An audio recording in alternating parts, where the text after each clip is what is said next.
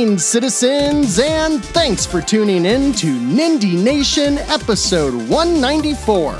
I'm Jeff, and today we're checking out the best new indie games releasing for the Nintendo Switch eShop through October 21st. If you're new here, thanks for stopping by. Click like and subscribe if you dig these weekly dives into the latest Nintendo Switch indies, and let us know in the comments or over on Discord which of the following games you're most looking forward to. These are the 13 new notable Nindies hitting the Nintendo Switch through Sunday, October 21st. We start the week on Monday the 16th with a game whose trailer states, "Step into a world where chicken nuggets are currency and treasure hunters scour the land for ancient cheese." So it's gonna be another one of those weeks. That said, Pillars of Dust sounds like the tongue-in-cheek homage to 8-bit RPGs like Final Fantasy and Dragon Quest. That's right up my alley. Retro Games recently released the Game Boy throwback For a Vast Future, and I'm loving this latest trend of not only making retro-inspired games, but actually developing them so they could run on these older systems. Pillars of Dust really is as traditional as it gets for an old RPG. You make a party, run around an overworld, find towns and dungeons, and save the world, or whatever. It comes fully loaded with one-liners, dad jokes, and puns galore, so it's probably safe to assume that if you can tolerate the stupidity on this channel, you'd probably get a kick out of this game too. And if so, Pillars of Dust is published by Something Classic and kicks off the week with a price tag of $6.99. And the other game releasing on Monday keeps the lighthearted tone going and is chock full of awesome 80s vibes. Raw Fury, one of my favorite indie publishers, initially found success with Kingdom: Two Crowns, a 2D pixel art tower defense game. They took that success and funded Fury Studios, a team of about 20 based in Croatia. And this week, they're going back to the Kingdom well with Kingdom 80s for $11.99. The game is very similar to Two Crowns, focusing on a shorter, story-driven adventure where you build up a base, set defenses, and then protect it against nightly raids. But instead of a medieval theme, this time it's all about the 80s. Movie references, synth pop, and of course a blend of pink, purple, and aqua all set the stage here, and instead of protecting a castle on horseback, you're a camp counselor teaming up with your buddies to protect the summer camp. While Two Crowns is great and definitely worth playing, Kingdom 80s is a standalone title, so there's no need to play the games in any specific order. Personally, I'm all over this game for the vibes alone, but as a fan of tower defense games, I can also say that if you're new to the genre or found other games too complex, this is a great place to start, making Kingdom 80s a solid option for fans of the series, fans of the genre, or just fans of the 80s. And you know, Blowfish Studios is an interesting publisher. I've enjoyed some of their releases, like Black Wind, Yestermorrow, and Infinite Beyond the Mind, but they have a knack for releasing games that struggle way more than they should on the Switch. So keep that in mind because it's very much a case-by-case situation. On Tuesday the 17th, they partner with Indiesruption to release the pixel art horror adventure Vlad Circus: Descend into Madness for $19.99. It's a point-and-click style adventure with a hint of survival mechanics and a slant towards psychological horror. Taking place in the 1920s, you play as Vlad, a freak show clown who's rebuilding the troupe after their circus burned to the ground. As you explore a huge mansion, you'll of course run into puzzles and hide from monsters and talk to people and ghosts who will help or hinder your progress towards rebuilding said circus. The freak show is definitely in town with this one, and for the right audience, it looks pretty promising. A few years ago, Upstream Arcade released West of Dead, an isometric twin-stick roguelite set in a western cowboy hell that focused on cover-based shooting with a slick cel-shaded presentation, and I really enjoyed it. That's why I was stoked to see what their next game was, and on Wednesday the 18th, we'll all get a chance to play it as Hellboy: Web of Word releases for $24.99.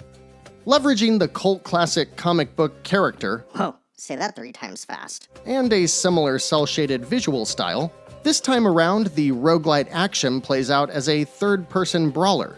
And while it looks cool to me, apparently initial reviews are pretty bad, so let's keep that in mind.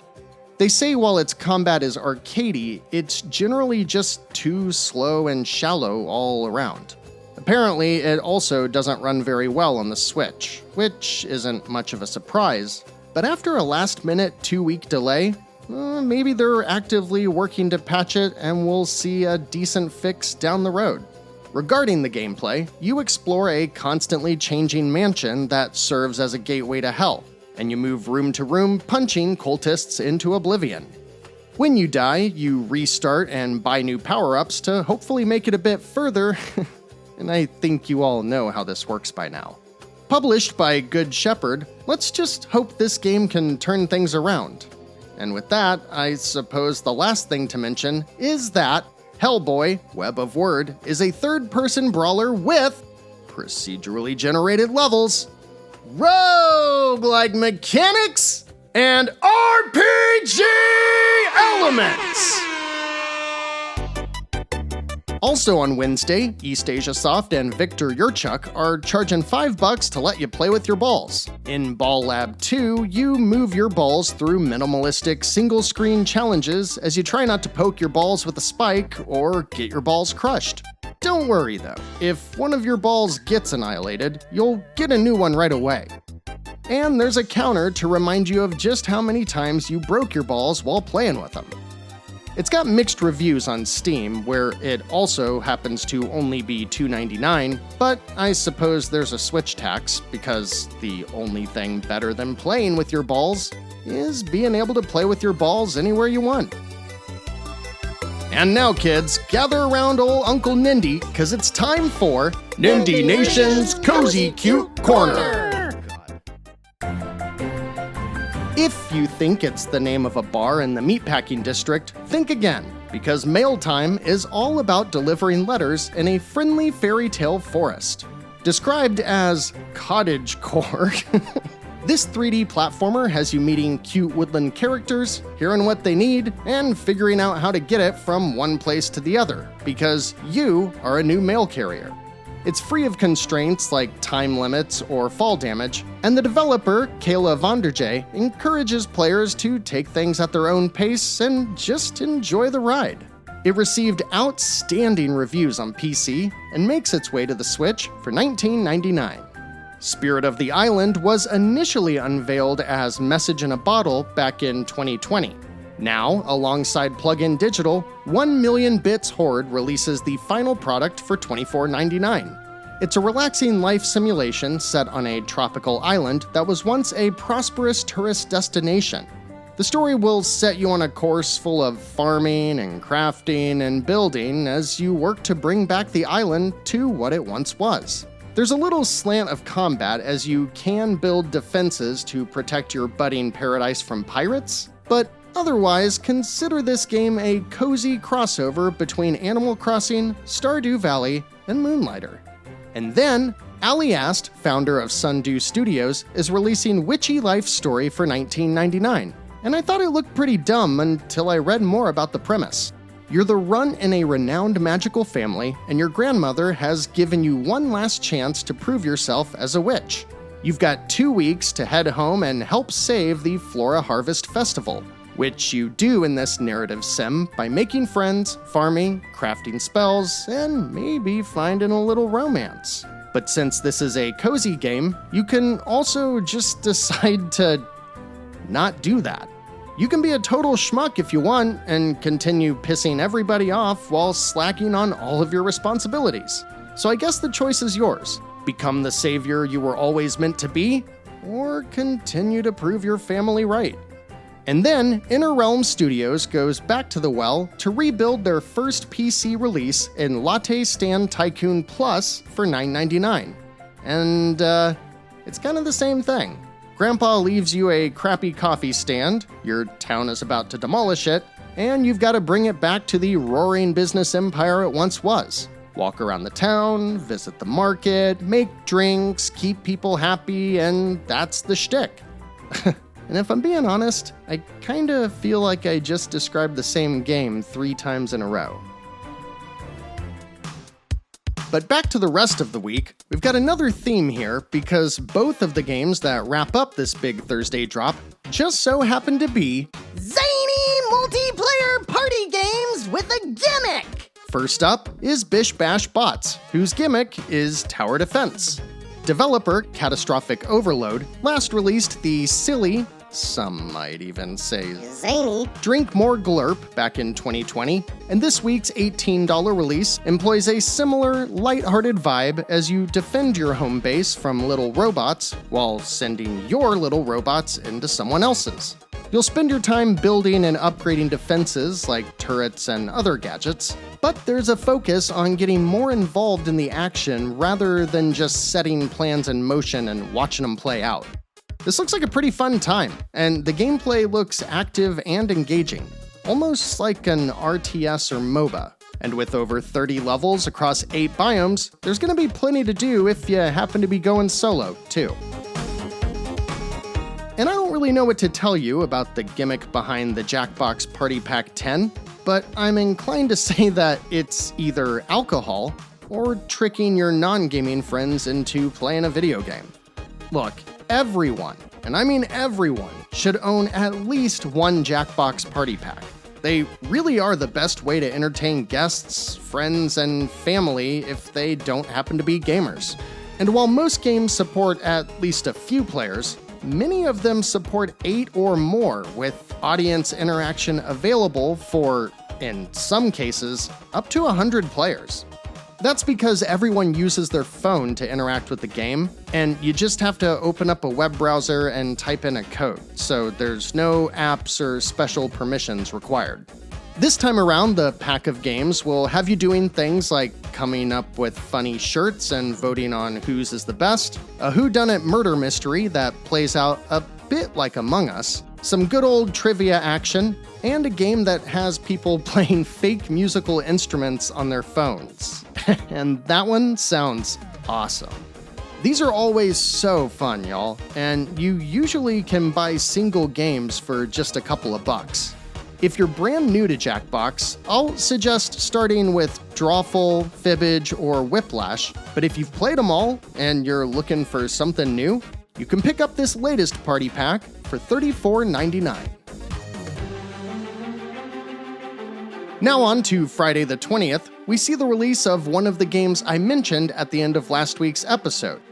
Warm Snow is an isometric samurai action game with procedurally generated levels, roguelike mechanics, and RPG elements!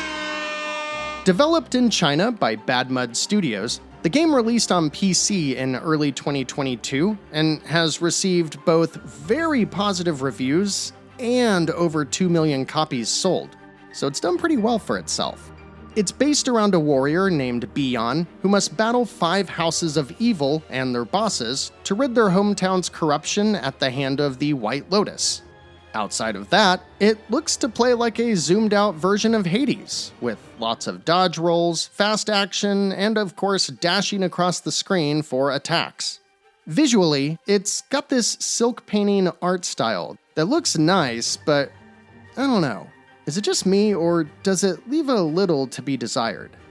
Anyway, it's a roguelike, so there's lots of replayability here, and with a slew of weapons and upgrades to unlock, it looks perfectly serviceable in that area too. Not sure if I'll pick it up right away, but the next time I'm in the mood for a game like this, Warm Snow will be right there waiting for us for $19.99. And then last up, citizens, it's been a while, so let's round out the week with Rattlelake Games, who partners with 9 Ratones to release Neon PowerUp for $4.99. Yes, it's a simple little single-screen puzzle platformer, but what I like about this one is how it changes up its gimmick constantly. Some levels you're using an air dash, others you have a gun and must defeat enemies, sometimes you're turning gravity upside down, and so on and so forth across 80 levels. There's plenty of games like this, but in Neon PowerUp, it combines all kinds of gimmicks to keep things interesting. And that's a nice touch that should make the game a little more appealing for those of you looking for a quick fix as we head right in to the outro of this week's Wait. Look at this. No, it doesn't say Need for Speed, it says Need for Spirit Drink and Drive Simulator. Yep. You transport booze and slowly get drunk while doing so. And apparently, based on the signage and some of these screenshots, you may do so for... Alright, I'm not gonna go there. Either way, trying to make money from stuff like this, maybe, just maybe, the team at Insta Marketing and Game will get a taste of their own medicine. Now, let's go to the outro. I actually had to rewrite my section for Hellboy, as I was really excited for the game until reviews started coming out. But I'll still keep my eyes peeled just in case later post-patch reviews end up panning out better. In the meantime, I think Warm Snow might be my next action roguelike trifecta, and I'm really loving the retro RPG stylings in Pillars of Dust. But what about you? Checking out any of the cozy games? Are you interested in the 2D tower defense of Kingdom 80s, or the multiplayer tower defense of Bish Bash Bots? Let me know down in the comments, or swing by our Discord and come make some new friends. Next week, I suspect most of us will still be playing Mario Wonder, but we've still got the release of Swap Shot, a cool little action platformer, Illuminaria, which seems to blend lemmings with resource management, and of course the highly anticipated release of Dave the Diver, which is right at the top of many PC gamers' Game of the Year list. I'm excited to see what that game's all about, but we'll have to wait until next week, citizens, because we're all done for today. Thanks so much for watching, liking, subscribing, and sharing Nindie Nation with others. Until next week, I'm Jeff. This has been Nindie Nation episode 194, and remember, no matter what type of game you're looking for, Nindie Nation will be right here to help you find just the thing to keep your Joy-Cons synced.